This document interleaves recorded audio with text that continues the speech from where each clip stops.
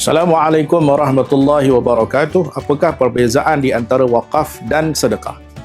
Sedekah seperti mana kita sedia maklum daripada kalimah sadaqah dengan maksud membenarkan apa yang telah dijanjikan oleh Allah Subhanahu wa taala, kita mengeluarkan harta kita pada jalan Allah Subhanahu wa taala. Adapun wakaf menahan harta untuk menghilangkan pemilikan dan diserahkan kepada Allah Subhanahu wa taala. Pastinya di antara perbezaan kedua-dua perkara ini antara wakaf dan sedekah, pastinya wakaf punya pahala lebih besar manfaatnya dan lebih banyak ganjarannya. Terutamanya apabila kita melaksanakan kedua-dua perkara ini khususnya di bulan Ramadan Al-Mubarak.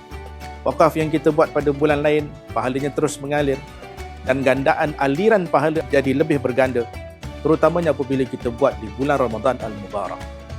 Mari bersama-sama untuk kita mengambil bahagian khususnya dalam jaminan dan jariah pahala berpanjangan dalam pewakafan di bulan Ramadan khususnya, kerana tidak ada satu pun nilai kebaikan yang tidak digandakan oleh Allah Subhanahu wa taala, khususnya seperti ibadah wakaf yang kita buat dalam bulan Ramadan.